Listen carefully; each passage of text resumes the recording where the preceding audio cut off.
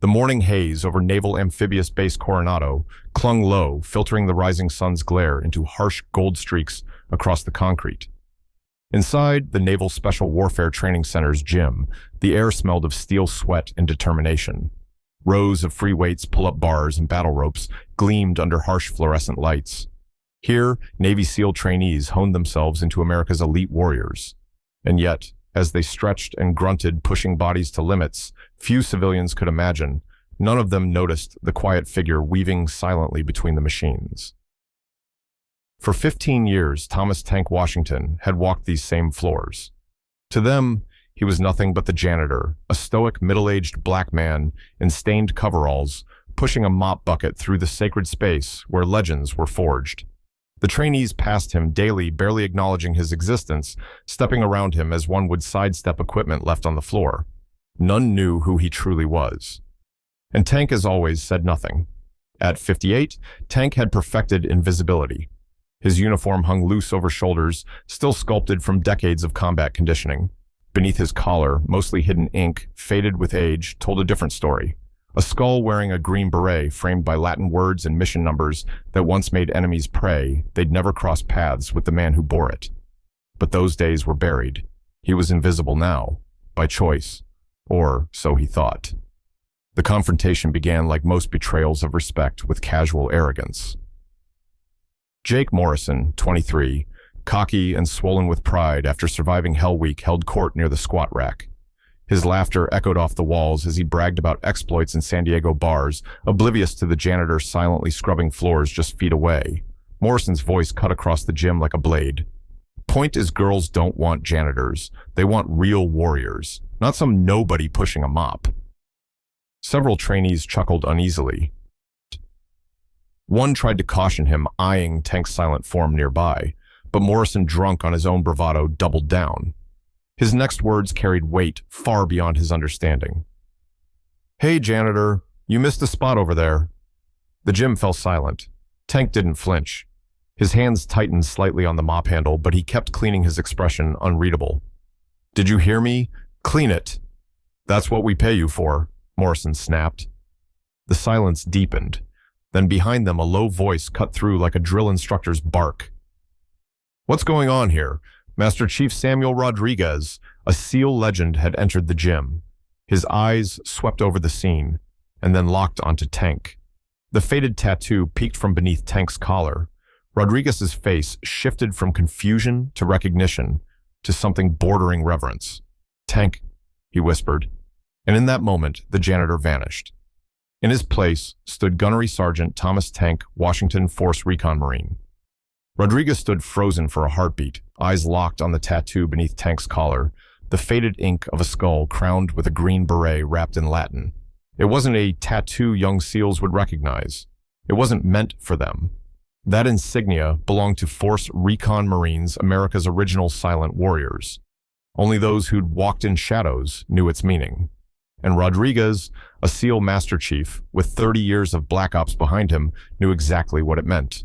Tank, Thomas Washington, Force Recon, 2nd Battalion. His voice cracked with disbelief. The gym shifted in an instant. The air felt thicker. The young trainees who seconds earlier laughed at the janitor now stood rigid, eyes darting between their instructor and the man they'd just mocked. Morrison's smirk dissolved as confusion overtook him. He opened his mouth, but no words came. The silence inside the gym felt suffocating. Rodriguez stepped forward slowly, ignoring everyone except Tank. "Why didn't you tell anyone?" His voice was softer now, not the bark of a command, but the tone of someone who just stumbled upon a buried legend. Tank looked down, hands still resting lightly on the mop handle. His expression didn't change. "That was a long time ago, Master Chief." "Bullshit." Rodriguez's tone snapped back into steel. He turned toward the group of trainees, his face a mask of quiet fury. "Listen up." He pointed directly at Tank, his finger shaking slightly, not from anger, but from awe. "You all think you know what a warrior looks like. You think you're tough because you survived Hell Week. Let me teach you something real." Every man in the gym stopped breathing. This man you've ignored, mocked, stepped around for years. This man is Gunnery Sergeant Thomas "Tank" Washington, Force Recon Marine. 3 tours in Vietnam, 2 in Grenada. classified missions in Central America that still aren't on record. He's earned a Navy Cross, 2 Silver Stars, Purple Heart with 3 clusters. Murmurs rippled across the gym. Rodriguez's voice rose. Do you even understand what that means? The Navy Cross is 1 step below the Medal of Honor. This man stood where most men died. He paced slowly before the stunned trainees' eyes blazing. Gunnery Sergeant Washington ran Black Ops before half of you were even born. He carried wounded Marines 5 miles under enemy fire. He called airstrikes on his own position when there was no other choice. His name still whispered in Force Recon units as a goddamn legend. Tank's expression remained calm. His silence said more than words ever could. Rodriguez pointed to Morrison, who looked like a man about to be court-martialed. You called him a janitor, told him to clean your mess like he was nothing. Morrison swallowed his bravado, crushed under the weight of reality. Son Rodriguez said coldly, you just disrespected a man who's done more for this country than you or I ever will. The gym was dead silent. No one moved, no one spoke. Finally, Tank broke the silence. Master Chief, these boys don't need war stories. They need training. Rodriguez shook his head. No, they need perspective.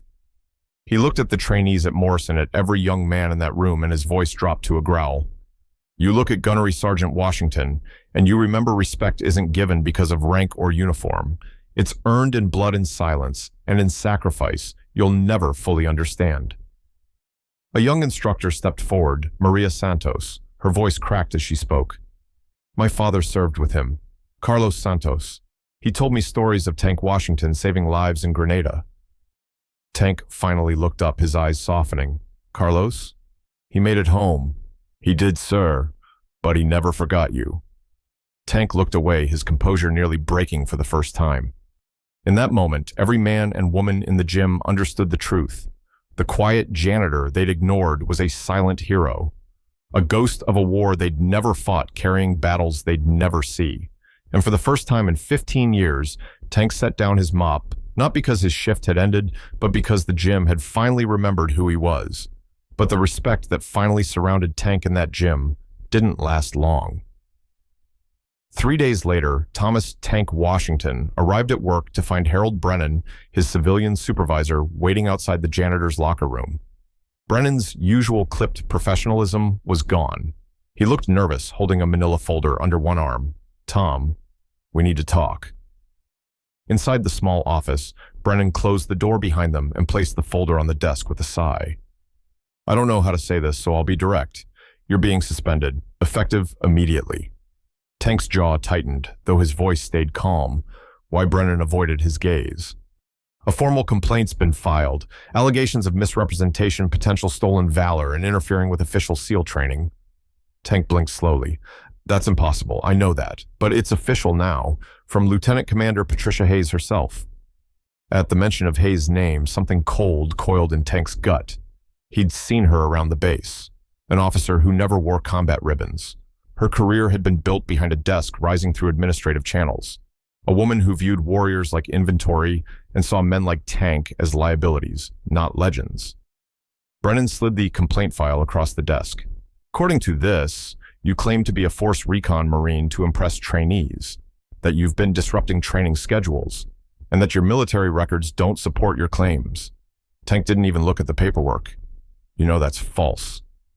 Brennan nodded miserably. I do, but Hayes has the XO's ear. She's pushing for a stolen valor investigation. Until it's resolved, you're barred from the facility. For the first time in decades, Tank felt a chill seep into his bones that no battlefield had ever caused. Overnight, he became a pariah. Base security escorted him from the training center that morning. His access badge was deactivated. He couldn't set foot inside the gym where he'd worked 15 silent years. Whispers spread fast. His absence was noted by the trainees he'd once inspired and the instructors who'd just begun to see him as more than a janitor. But nobody dared speak openly. Lieutenant Commander Hayes issued warnings to the SEAL candidates associating with Tank Washington was now prohibited. Any discussion of his unverified claims would result in disciplinary action. Rumors grew. Maybe the old janitor had lied. Maybe his medals weren't real. Maybe the tattoo was fake. Morrison, the trainee whose insult had sparked everything, sat in the barracks racked with guilt and doubt. He wanted to defend Tank. But how? When the system itself said Tank might be a fraud? Master Chief Rodriguez wasn't silent. He challenged the accusations directly, standing up in front of the command staff and demanding answers. But he was shut down. Official channels required a thorough review. Hayes had leveraged the uncertainty in Tank's redacted service files. Years of classified operations left gaps that even Rodriguez couldn't explain. Tank stayed in his small apartment alone, waiting for a summons that felt like an indictment. A week later, a certified letter arrived. His security clearance was under review. His veterans' benefits were frozen. He was formally under investigation for possible stolen valor, a crime carrying federal penalties. And through it all, Tank said nothing. He spent his nights staring at the few mementos. He still owned: a single Silver Star citation, his Navy Cross recommendation letter, all redacted, proof of service that no bureaucrat would ever recognize. He had survived war. He had survived decades in silence.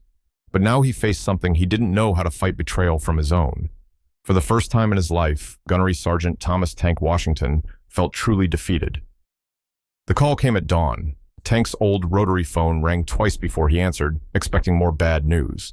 Instead, a firm voice, one that commanded wars, not meetings, spoke calmly. "Gunnery Sergeant Washington, this is General Marcus Stone, Commandant of the Marine Corps." Tank sat up straight, unsure he'd heard correctly. "Sir, I know what's happening to you, Marine. I'm flying in. No further explanation, no request. Just an order wrapped as a statement."